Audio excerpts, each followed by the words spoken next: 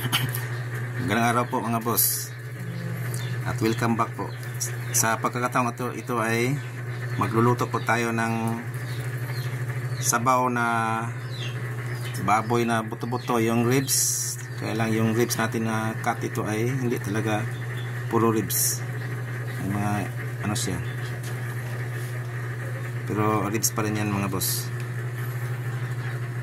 Lalaga natin yan, tapos mayroon tayong pang sahog nito. Yan, mais, luyang dilaw, yan, sili, mayroon tayong carrots, itong tira-tira na talong, saka radish, yung mayroon tayong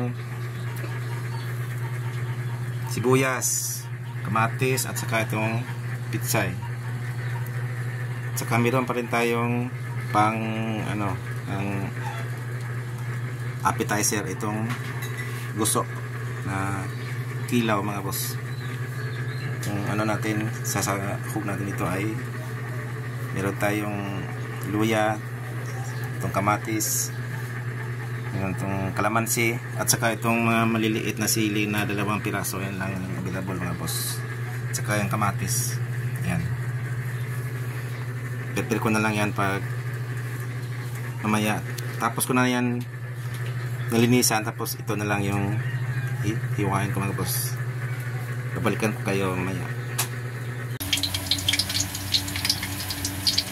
Isa natin itong karne mga boss ay binabad ko na yan sa suka at sa asin para mawala yung kanyang lansa mga boss.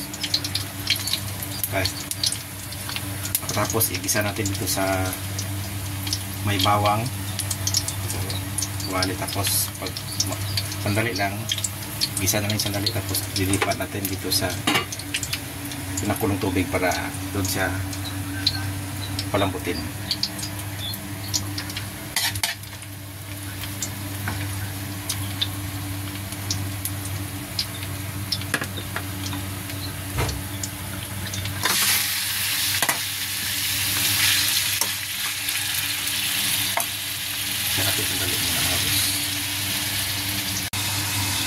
Ito naman sa kabila mga boss ay sasala na natin itong luya na dilaw, luya, tapos itong sili para pangpalasa, para din mawala yung mga ano ng karne, mabangal yung karne naman. Itong mais ay mamaya na po.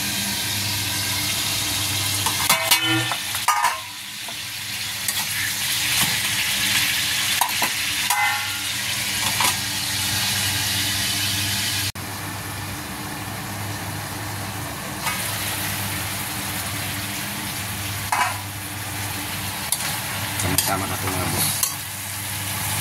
Pag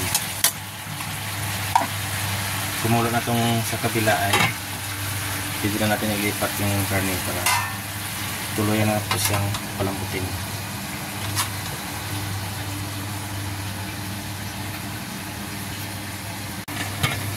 Pero po mga boss, kumukulo na po yung kabila at ngayon ilipat natin itong karne para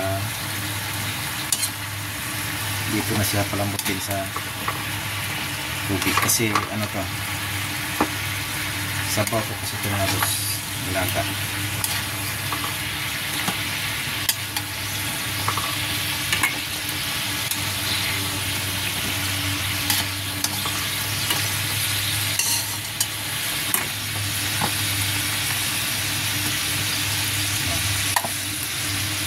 Panin natin para kumulo siya ng saka ito, tayo na natin.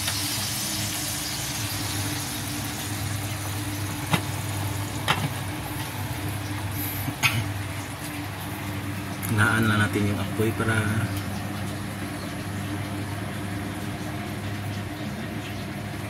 madali po siyang lumambot, kasi pag malakas yung apoy ay mas matagal po yung pagpalambot. Dapat ay mahina lang. Ganyan lang mga boss.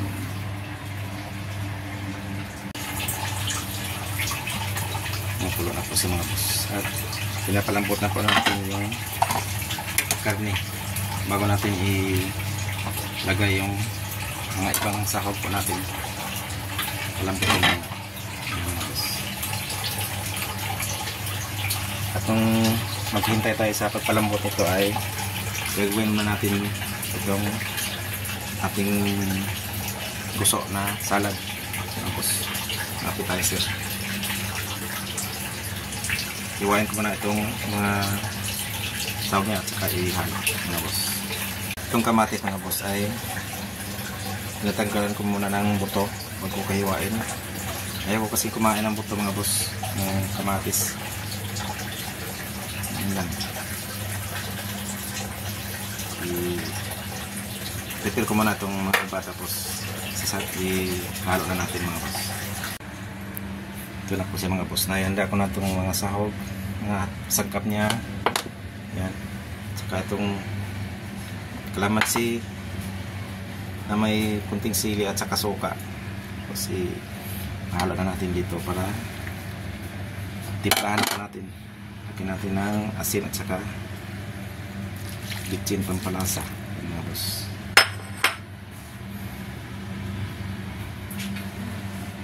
Saka itong ano natin ay ipalumambot. Maya pa yan.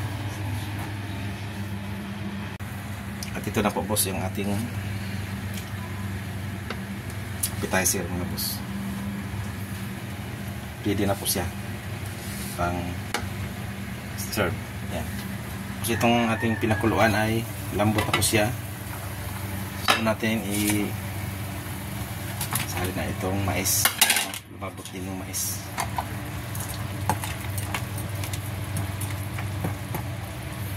Kain muna natin bago natin isalang yung iba yung mga boss.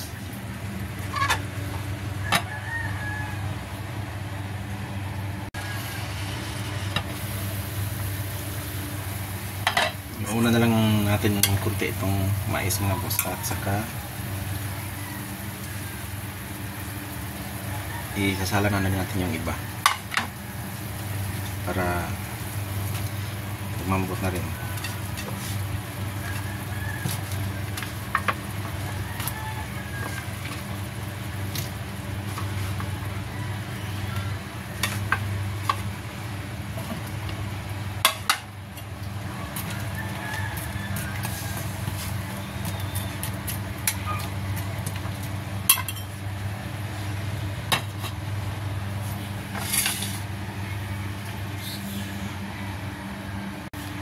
Ilagay ko na lahat ng mga sangkap mga boss at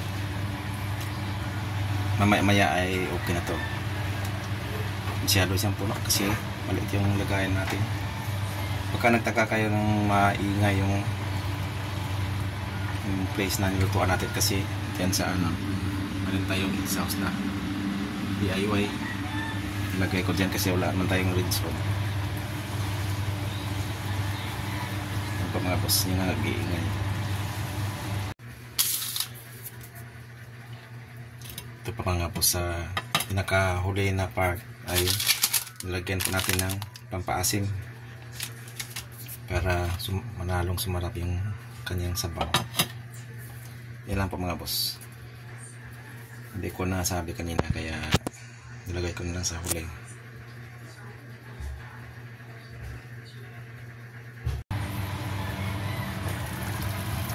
Ito mga boss,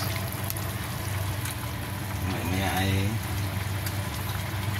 sala natin yun sa lagayan para serve na mga boss. Hanggang dito na lang yung vlog natin at maraming salamat po sa inyong lahat at God bless po sa atin.